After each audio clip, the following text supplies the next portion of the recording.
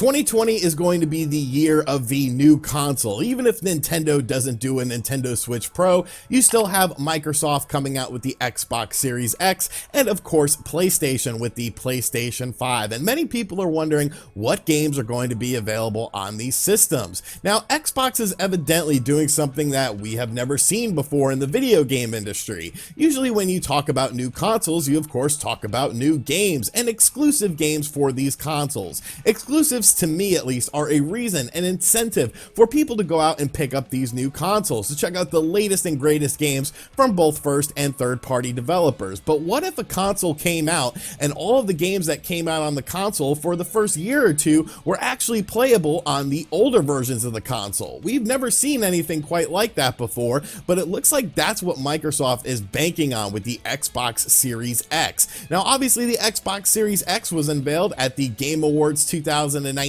We got a look at the system itself. We of course saw Hellblade 2 running on the system, and there was a nice little presentation, and many people have been wondering when we were going to get more information on the Xbox Series X. Well, in a recent interview with Matt Booty from Xbox's Games Division, he actually said something very interesting, and I want to talk about both the positives and the negatives of this thought process when it comes to the Xbox Series X, because obviously the video game landscape is changing, or at least Microsoft is trying to change it to some degree.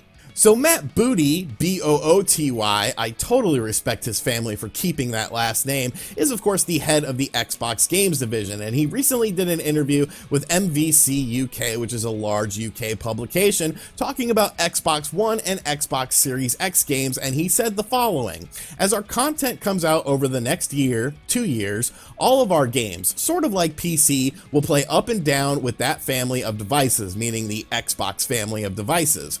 We want to make sure that if someone invests in an Xbox between now and Series X, that they feel that they made a good investment and that we're committed to them with content.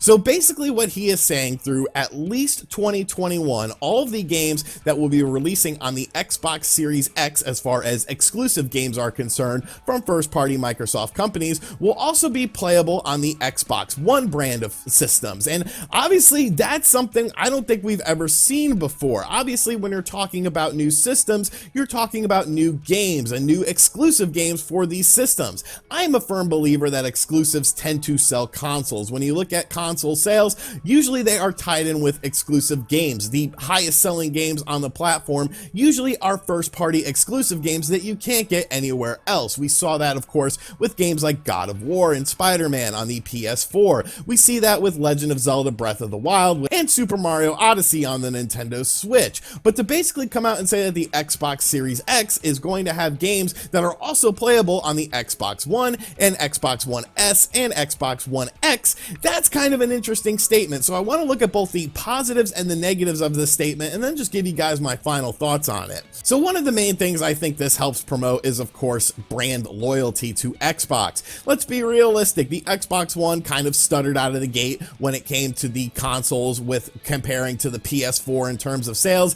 and never really quite got its footing. So to sort of do this as a sign of goodwill to your Xbox One owners, I do feel like that creates some sort of brand loyalty, because really this whole thing really comes down to pro-consumerism when you're looking at the Xbox One family of systems and now the Xbox Series X, to basically say that for at least a year or two, all of the games that will be releasing on the Xbox Series X will also run on an Xbox One. That's a big step to take, and you're really starting to see Microsoft maybe not care so much about hardware sales and more care about things like game sales and Game Pass, which is obviously a very important thing for Microsoft going into 2020 and beyond. Game Pass has really sort of shifted the video game landscape, you know? It's done very well for Microsoft. They're putting it on pretty much everything they can. A lot of people felt that maybe Microsoft would even get out of the hardware industry after the Xbox One, but they are still going forward just in a different sort of way. So I have to commend them for taking a chance and taking a risk and trying to sort of shift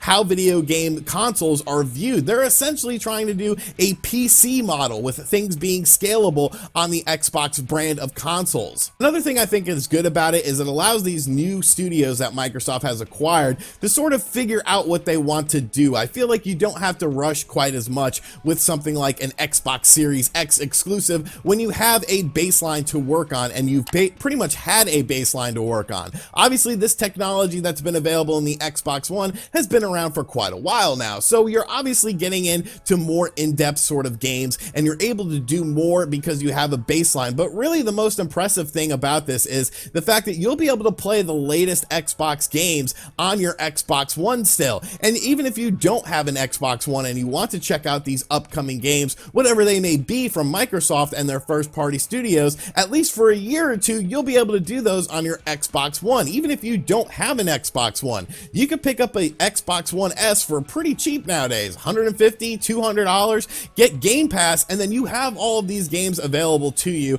on the Xbox family of systems. So they're obviously not abandoning the Xbox One brand. They're obviously not abandoning the Xbox One consumer base that really went through the trenches with them with this console generation. So I have to respect that, and I think it's a very interesting position. Now, as far as the negatives are concerned, I'm kind of one of those people that has more negatives than positives with this, and it's not necessarily just down to consumerism, it's more down to the business side of things when you're talking about the Xbox brand.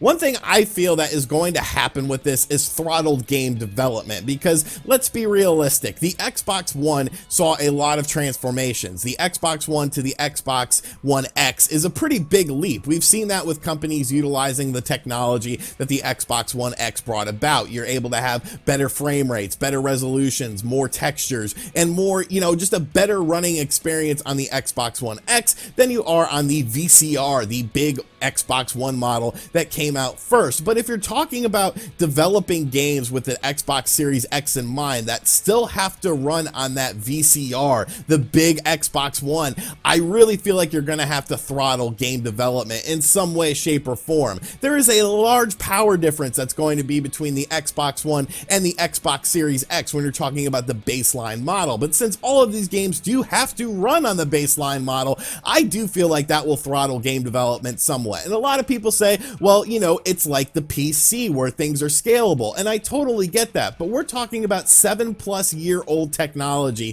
when you're talking about the Xbox One, the original Xbox One system. A lot of PC games, they at least have a baseline. I don't think you could just buy a PC from 7 years ago and be able to play the latest and greatest games scaled down. You really have to do a lot of things in order for them to run. So I do feel like this will throttle game development somewhat. Another issue I have with this is just how Microsoft has been with the Xbox One and the Xbox family of systems since the Xbox One released in 2013. There really has not been that steady, consistent stream of games, and that's kind of a problem to me. They kind of went a different route with this. They tried more things such as games as a service with games like Sea of Thieves and State of Decay 2, and those games just didn't really seem to click with the mass marketplace. They were fun to check out for a little bit. Some people got very invested in them, but for a lot of people it was sort of a let's check this out for a little bit, okay, I want to move on to a more traditional gaming experience. And by not giving consumers a steady stream of games and to all of a sudden shift away from that, and at the end of the Xbox One cycle start to create more games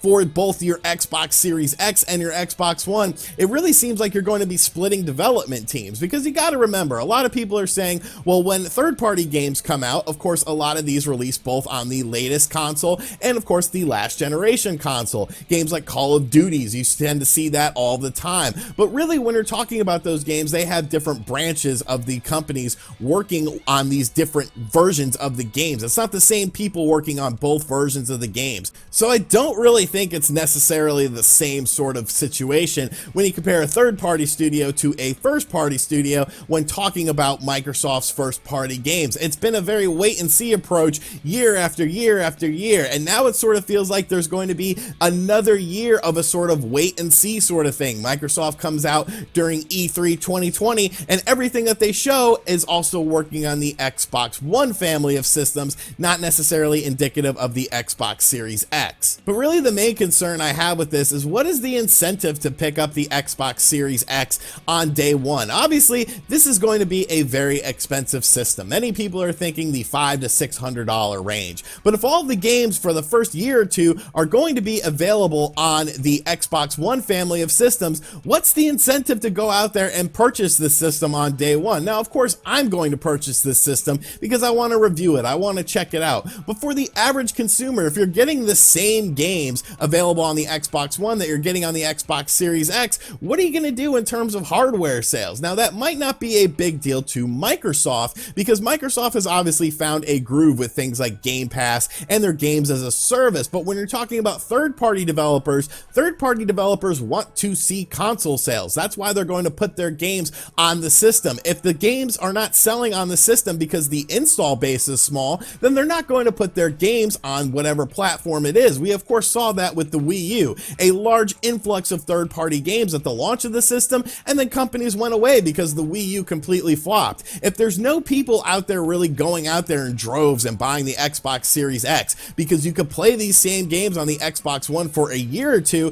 that could potentially put Microsoft in a very sort of backpedaled position and towards the end of the pack when you're talking about whatever Sony is doing. Obviously, Sony is going to come out and do things like exclusives for the PlayStation 5. We saw that with the PlayStation 4, which launched with games like Killzone and Knack and Infamous. Now, you could question the quality of those games because obviously a lot of times these first-party developed games that come out in the first year or two of the system aren't really that impactful, but still, at least there is that incentive, and I feel like that could be a very slippery slope for the Xbox Series X. If this thing kind of sputters out of the gate in terms of console sales, what is that incentive for third-party and indie developers to put their games on this platform if nobody is buying the platform? So I don't know. Honestly, I don't hate this idea. I think it's definitely something very new and very unique, something that we've never seen in consoles before, but I do think it has some sort of ramifications with it, and I do feel like this could potentially backfire and sort of put Microsoft in a bit of a cubbyhole when it comes to the next generation of consoles. If people aren't rushing out and buying your console and the system sales are sort of stagnant for the first year or two because of this ecosystem that you're creating where consumers can pick up the same game on the Xbox One, what is the incentive for third-party developers? What is the incentive for consumers to rush out and buy your system? Is maybe Microsoft trying to get out of the hardware industry? It's definitely a sort of thing where time will tell with this. It is interesting, though, that we do know that Hellblade 2 is now probably a year or two away, and they showed that game first, but if it's not coming to the Xbox One, like it's been said, it is an Xbox Series X exclusive, you're going to be waiting quite a while for that game. So, I don't know. It's definitely a very interesting situation,